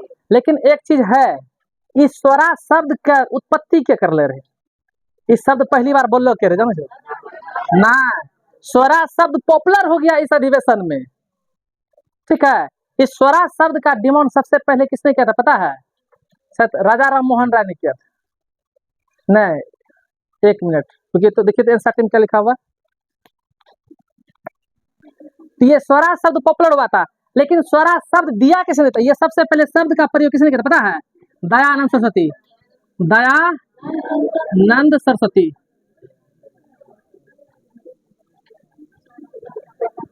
सबसे पहले स्वराज शब्द का सबसे पहले मुंह से किसने आवाज दिया, किसने बोला थी बात, उस शब्द को पॉपुलर किसने किया, दादा भाई नौरोजी ने। कौन सा अधिवेशन में, पूरे इंडिया छा गया ये शब्द। ठीक है, इतना पॉपुलर शब्द था, पहली बार अंग्रेज के खिलाफ में उठाया गया आवाज, ऐसा आवाज था जिसने भारतीयों ने अपने आप पे निर्भर होने का बात किया था। समझ में, भारतीय अपने आप पर निर्भर, कांग्रेस पार्टी अपने आप पर निर्भर होने का क्या क्या था, मुंह तोड़ जवाब देकर अपना अधिकार मांगा था। किसने? दादा भाई नौरोजी ने। आया समझ में? अब आगे बढ़े, समझ में आया बात? स्वराज शब्द का उत्पत्ति, स्वराज शब्द सबसे पहले किसने दिया था? दयानंद सरस्वती ने। इस शब्द को पॉपुलर किसने किया? कब? 1906 के कलकत्ता अधिवेशन में। पता तो 1906 के कांग्रेस, ये क्या है, किसका अधिवेशन है? कांग्रेस का अधिवेशन। किसका? ये साले साल में होता था। 1906 के कांग्रेस का अधिवेशन मतलब कांग्रेस का प्रत्येक साल अलग अलग क्षेत्र, अलग अलग शहर में जाकर के मीटिंग हो रहे। मीटिंग मतलब हो रहे सामूहिक बैठक हो रहे, ओकरे बैठक का कहते अधिवेशन। क्या कहते हैं? तो 1906 में जो अधिवेशन हो रहा था वो हो रहा था कलकत्ता में। अध्यक्षता किया था किसने? नरम गरम में दोनों में हो रहा था झगड़ा। रास बिहारी घोष की जगह पे किसका हुआ? दादा भाई नौरोजी। दादा भाई नौरोजी ने इन दोनों से भी बढ़ चढ़ के भी आवाज देकर के उसने आवाज उठा दिया। कौन सा? स्वराज का। और ये स्वराज का मांग करने के साथ जो है कि पूरे खलबली मच गया।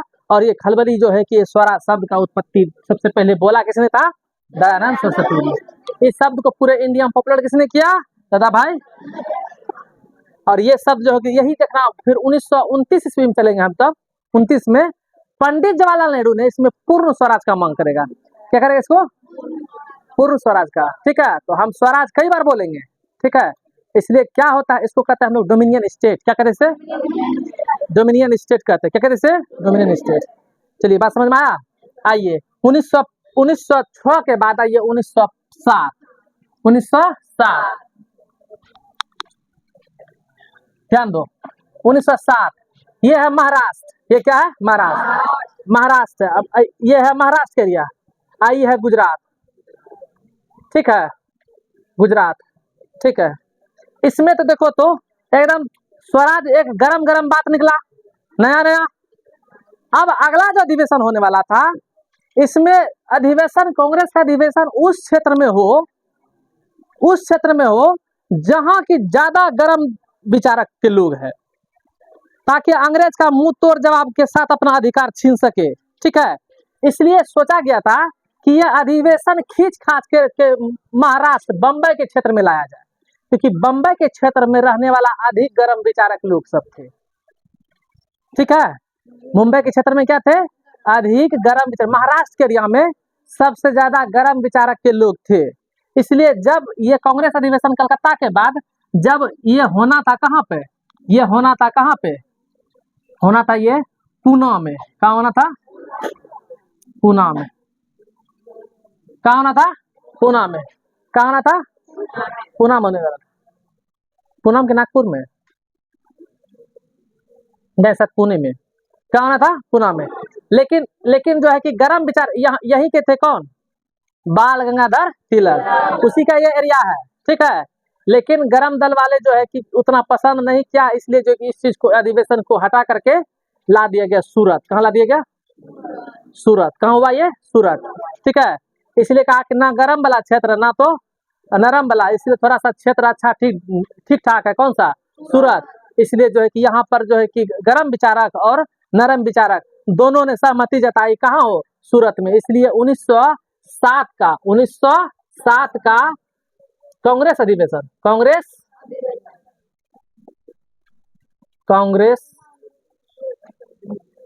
अधिवेशन कहाँ? 1907 का कांग्रेस अधिवेशन कहाँ लाया गया? सूरत में। कहाँ लाया गया? सूरत। कहाँ लाया गया? सूरत। कहाँ लाया गया? सूरत में। कहाँ लाया गया? सूरत में। जब सूरत में लाया गया, अब आया बात कि अध्यक्ष कौन बनेगा। ये तो बात हो गया। तो याद करो 1906 में जब कलकत्ता अधिवेशन हो रहा था, उस समय भी मारपीट हो रहा था अध्यक्षता में। तो गरम वाला सोचता था हम बने अध्यक्षता करे, नरम वाला सोचता था हम करे। अब बताइए, अपोजिट दोनों में ये चल रहा था कि बिगाड़ ना दे, पार्टी जो भी बना वो बिगड़ ना जाए, क्योंकि नरम वाला बहुत सोच समझ के किया है इसको। जिसने जी हुजूरी करके पार्टी गठन करवाया है वो चाहेगा कल दिन भंग हो जाए, नहीं सोचे नहीं जाए। इसलिए गरम वाला सोचता था कि नरम वाला सोचता था कि गरम वाला कभी बने नहीं, गरम मिजाज वाला कोई आदमी इसमें अध्यक्षता नहीं करे, नहीं तो 9 से करके रख देगा। लेकिन फिर भी क्या करेगा, दादा भाई नौरोजी ने एक कदम आगे बोल दिया, नहीं बोला है स्वराज का डिमांडे कर दिया। नरम वाला डर गया, धीरे धीरे इतना डर गया कि हम अपेक्षा नहीं किए थे कि दादा भाई नौरोजी इतना बड़ा बात बोलेगा। इतना बड़ा भयंकर बोल दिया टेंशन हो गया नरम वाले बेचारों को। हमने सोचे थे कि ये दादाजी जो है ऐसा बात करेगा, ये गरम वाला से भी हॉट गरम वाला काम कर दिया, नहीं कर दिया, पूरे छूने के साथ ना पाक जाए, ऐसा काम कर दिया। आगे बढ़े। एक तो गरम से भी गरम वाला बात हुआ था, और सूरत में जब होना शुरू हुआ, पहले तो होना था पूना में, पूना किसका क्या कर दिया, यहाँ पे बैठकी वहां पर अब होता अधिवेशन होता भी, तो उस अधिवेशन में जो है कि अब दोनों में हो रहा है खींचातानी। नरम वाला करेगा हम हो, तो गरम वाला कहता है हम हो, ताकि इन दोनों में कौन होगा रास बिहारी घोष, कौन होगा। अब देखो ध्यान से, अब की बार मौका मिले किसको, रास बिहारी घोष को, इसलिए बना रास बिहारी घोष। कौन किसने किया अध्यक्षता, देखो तो करने वाला कहाँ था, कलकत्ता में, अगला साल कहाँ कर रहा है वो, सूरत में। कहाँ कर रहा है वो, हम क्या बोले, कांग्रेस अधिवेशन प्रत्येक वर्ष अलग अलग शहर में हुआ करता था, पूरे भारत भर में होता था। जितना भारत का नक्शा है ना, पूरे भारत के नक्शा में अलग अलग बड़े बड़े शहरों में हुआ करता था। समझ में आया बात, समझ में आया। अपना बिहार में पटना थी गया हुआ है, ठीक है। चलो आगे बढ़ सकते हैं, आगे बढ़े। तो बातें कहाँ है, सूरत में। तो सूरत में अध्यक्षता किसने किया था, रास बिहारी घोष। रास बिहारी पूछा जाएगा, बताओ सूरत अधिवेशन, कांग्रेस का सूरत अधिवेशन का अध्यक्षता किसने किया था, रास बिहारी घोष ने किया था। जब अध्यक्षता करने के लिए बैठा, टेबल पे स्टार्ट हुआ, अधिवेशन शुरू हुआ, गरम दल वाला नरम दल बैठा है, लेकिन अब सोचा कि ये है नरम विचार वाला, की पता गरम वाला के दिमाग में ये चल रहा था किस तरह से ये जो है स्वराज का डिमांड ऊपर हुआ है, किस तरह से दादा भाई नौरोजी ने इस शब्द को लाया है, हम लोग के लिए अच्छा है, कि पता अगला अधिवेशन में इसको शांत ना कर दे, इसको बर्बाद ना कर दे, इसलिए जो इस पे जो रास बिहारी घोष चप्पा जूता करना शुरू कर दिया, चप्पा जूता फेंकना शुरू कर दिया। एकदम अध्यक्ष के ऊपर में चप्पा जूता फेंकेगा कोई, अध्यक्षता होगा जी, वैल्यू है वैल्यू। अब ये कहता है रास बिहारी घोष अध्यक्ष में है, पावरफुल है, ये कहता है कि यदि क्या चाहते हैं आप, गरम दल वाला ये सोच रहा था कि स्वराज का डिमांड हुआ है, इसको ये बर्बाद ना कर दे, डर इस बात का था, इसे चप्पा जूता चला दिया। जब चलाया तो रास बिहारी घोष कहता है कि क्या चाहते हैं, क्या चाहते हैं, इसमें से हम अपना एक ही विचार देंगे, जिसको इस अध्यक्षता में शामिल होना है, वो मेरे साथ रहेंगे, यानी कि नरम की तरह रहेंगे। कैसे रहेंगे ये, नरम विचार के साथ रहेंगे। कैसे रहेंगे ये, नरम विचार के साथ। जिसको मेरे साथ नहीं रहना है, मेरे विचारों से सहमत नहीं है, वो इस अधिवेशन से क्या हो जाइए, बाहर हो जाइए। क्या जाइए, बाहर हो जाइए। गुस्सा न हो गया, चप्पल जूता फेंक देकर नहीं बोलेगा जी, नहीं बोलेगा। जिसको हम भी पढ़ा रहे हैं और कोई उल्टा ऐसा करेगा, सीधा बोलेंगे पढ़ना पढ़ो नहीं, भागो यहाँ से, नहीं बोल देंगे पढ़ना पढ़ो नहीं, निकलो यहाँ से, इसको समझना, हटो जल्दी हटो, नहीं हटा देंगे गुस्सा से। अध्यक्षता में यही हुआ, जिसको इस अधिवेशन में भाग लेना है तो रहेगा, नहीं तो क्या हो जाए, निकल जाए। ऐसे स्थिति में क्या हो गया, ऐसे ही स्थिति में रास बिहारी घोष के इस बयान के कारण जो है कि ये सूरत अधिवेशन में कांग्रेस दो भाग में टूटी गई।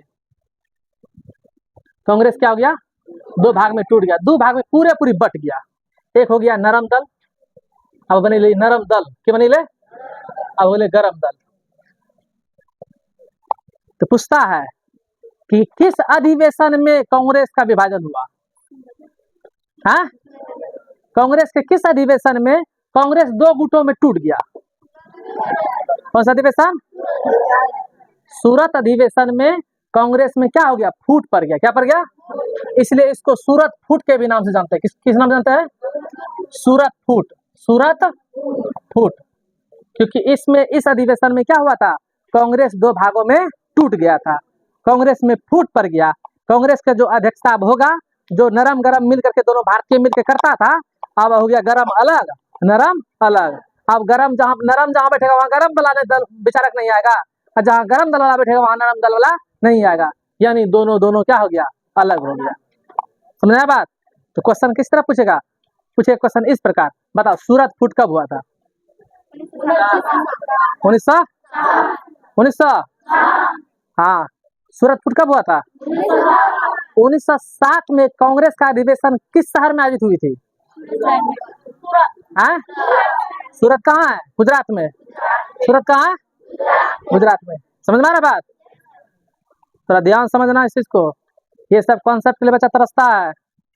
तुम लोग जिस लेवल में हो उस लेवल का सबसे एकदम बेस्ट कॉन्सेप्ट ये सब चीज है, ध्यान समझना। कंपटीशन वाले तुम लोग नहीं हो, लेकिन फिर भी हम इस तरीका से प्रयास चाहते हैं कि एक बोल से A to Z कॉन्सेप्ट सिखा दे तुम्हें। समझ में आया बात? तो क्वेश्चन पूछे पता कांग्रेस का विभाजन कब हुआ था? मुझे कांग्रेस का विभाजन किस अधिवेशन में हुआ था? क्वेश्चन एक क्या है, तो एक ही क्वेश्चन कितना तरीका से पेश करेगा। बताओ सूरत अधिवेशन कब हुआ था? सूरत अधिवेशन का अध्यक्षता किसने किया था? रासबिहारी। हाँ ठीक है। सूरत अधिवेशन में जो है कि सूरत अधिवेशन में कांग्रेस कितने भागों में बढ़ गया था? कौन कौन? नरम दल।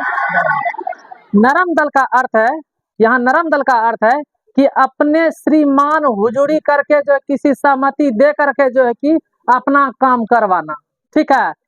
गरम दल का है, गरम दल का अर्थ यहाँ पे है कि यदि किसी चीज का हम मांग कर रहे हैं, नरम दल में विचार ये होता था कि यदि कोई काम करवाना है सभी मिल करके चंदा करके पैसा जमा कीजिए, तब उस चीज के बारे में हम लोग सोचेंगे, तब इस चीज का जो है डिमांड देंगे इंग्लैंड सरकार को, तब हमारे उस चीज का पूर्ति होगा। लेकिन गरम विचार का दिमाग ये है, यदि किसी चीज का जरूरत है, वो जरूरत हम लोग चंदा दे करके जमा नहीं करेंगे, अंग्रेज का कहाँ खजाना उसको लूट करके फिर वही काम करेंगे। समझ आ रहा कुछ? जहाँ बम का जरूरी पड़ेगा बम मारेंगे, जहाँ गोला का जरूरी पड़ेगा गोला फेंकेंगे, जहाँ जहाँ जो होगा करेंगे, लेकिन गरम तरीका सोचेंगे, यानी डू एंड डाई, यानी जो होगा तो कर देंगे। समझ में आया बात? इसलिए गरम वाला एकदम पूरा तनासात रहता था, जी हुजूरी करने में रहता था। समझ में आया बात? यहीं से फूट गया दो भागों में। ठीक है, इससे बोला गया सूरत फूट। क्या बोला गया? सूरत फूट। लेकिन 1907 के बाद जो है कि आगे चलकर इस तरह से टूटता हुआ स्थिति देखते हुए, ध्यान दो, इस तरह जब सूरत फूट हो गया, इस तरह स्थिति को देखते हुए 1911 आते आते ये कंडीशन दे करके इंग्लैंड सरकार ने और यहाँ के वायसराय ने जो सोच लिया कि सब रीजन है बंगाल विभाजन। सब रीजन क्या है? अरे बंगाली विभाजन कारण इतना झगड़ा लगल है, नहीं लगल है? तब लास्ट में वायसराय ने सोच लिया कि बंगाल विभाजन को क्या किया जाए, भंग किया जाए, बंगाल विभाजन को तोड़ा जाए। इसलिए देखना होगा 1911 ईस्वी में 1911 ईस्वी में बंगाल विभाजन क्या होता है? भंग होता है। बंगाल विभाजन क्या होता है?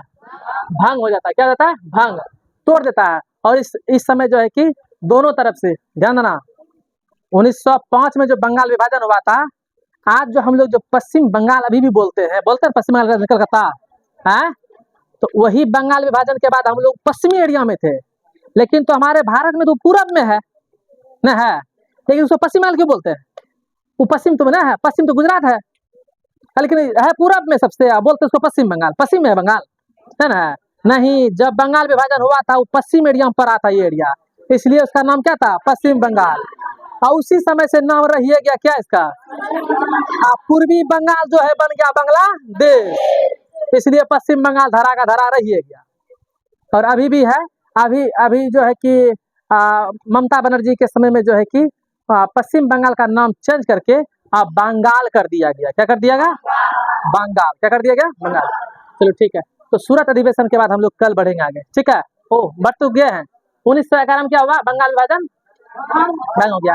और बड़े खुशी के बात हुआ कि दोनों तरफ से जो है कि पढ़े लिखे लोगों ने, बंगाल के लोगों ने, बंगाली व्यक्तियों ने, सबने मिल करके जो है कि एकदम रोड पर दोनों तरफ से आकर के राखी का उत्सव मना करके इस चीज को जो मनाया था। ठीक, ये कहानी हम कल खोलेंगे। ठीक है, आज यहीं तक रहने देते हैं, क्लास काफी लंबा हो गया होगा। ठीक है, आज रहने देते हैं। ठीक है, कितना चला गया जी?